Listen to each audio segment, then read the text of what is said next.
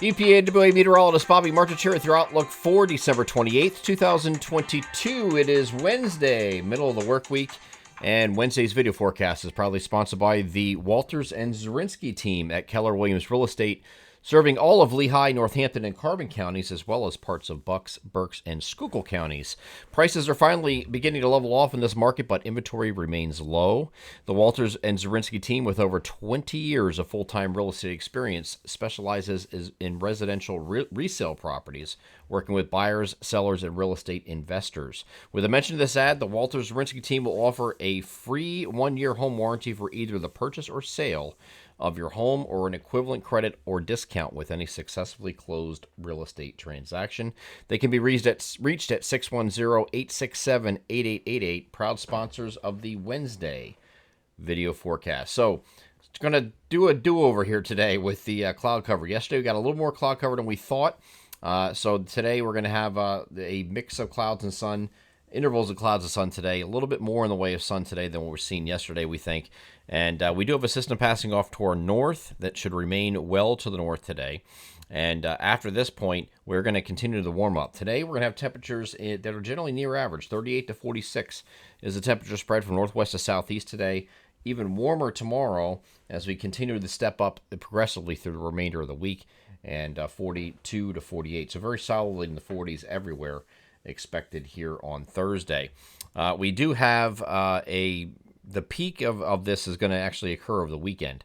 So we're going to have temperatures in the upper 40s to low 50s actually here on Friday and Saturday. But we're expecting just partly cloudy skies, intervals of cloud to sun both Thursday and Friday. Saturday, we're going to have an increase in clouds, though. Mostly cloudy skies. I'm going to switch this over to a regular precipitation radar because this is not a situation where we're going to be in any kind of wintry precipitation whatsoever. So as we move this forward through the day on here on Saturday, it looks like late in the day, very late in the day, you'll have an opportunity for some showers to work in. So if you have some New Year's Eve plans, bring an umbrella. This is not going to be a situation we're going to be dealing with anything wintry at all. But we will have some showers moving in during the late afternoon and evening from southwest to northeast, and that's going to continue during the overnight hours. It does look like this is going to end very early in the morning on Sunday. Actually, Sunday might be completely dry. It's just going to be maybe a shower or two hanging around very, very early in the morning, and after that we should be dry as this system pulls away, just remaining mostly cloudy here in the afternoon on New Year's Day itself. Okay, so temperatures on Sunday are going to be the peak of this warmth, or whatever you want to call it, that's going to come in here, and that's going to be temperatures generally on either side of the middle 50s here on Sunday. Okay, some areas will get the upper 50s in the far southeastern areas, lower 50s for the northwest, but generally, as an average, composite average for the region, we're looking at generally either side of the middle 50s here on Sunday.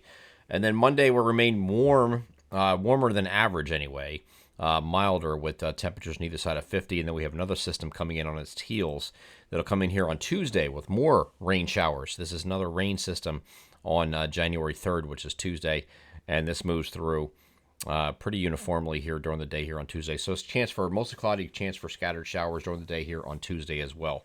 Now, why is all this warmth happening? Well, as my good friend Chris March said here on Twitter tonight, he said for every action there's an equal and opposite reaction, and you get a deep freeze, you expect a thaw to follow, and that's exactly true. Okay, there's a reason for that, and he pointed out those reasons. I'm going to share those with you. One is the very long, extended Pacific jet extension here, as you can see at the jet stream level. This goes all the way across the Pacific. So here is, right over here is China. There is the Koreas, North and South Korea, right? This goes all the way across the ocean, straight to the western coast of the United States, and this is a result of the Madden-Julian oscillation phases being in the maritime continent, which is, of course, down here. Okay, so the best forcing in this area for tropical convection-wise is in the maritime continent. So what that does is get this long Pacific jet extension. Anybody that knows weather or follows weather for a long time, if you're a weather enthusiast, you understand that the Pacific flooding the country with Pacific mild air is not a good thing in the wintertime, okay? Not if you're looking for snow. And this is why we have that long Pacific jet extension. The other side of that is we've been dealing with a very strong blocking pattern over Greenland for a long time. There is no blocking pattern whatsoever over Greenland as we head toward the end of the end of this year.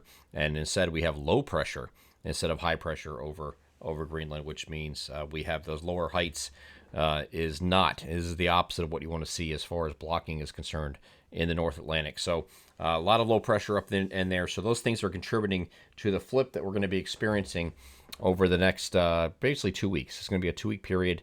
So we had about 2 weeks or just short of 2 weeks of this colder than average pattern that we've been in. We're going to be just short of 2 weeks again, I think, going into about January 9th or thereabout. And even after that, January 10th to 14th, we're kind of near average. So it's not like we're going to go right to cold after that point. But with that period of warmth relative to average is going to start toward the end of this month with a couple days left in this month, going all the way through about January 9th. So it's just short of 2 weeks again, equal and opposite, just like he said. Action, reaction, cause, and effect, right? We have the really deep freeze. You have to Mother Nature has a way of balancing itself out, and that is certainly going to happen during that period. Once we get to the second half of January, I think we start talking about more in the way of snow events, and we get back into that with temperatures getting to below average temperatures once again, at least slightly so. By the time we get to about the middle of the month, is what it's looking like right now. I'm EPA meteorologist Bobby Marcus. That is your outlook for December 28th, 2022. Have a great Wednesday.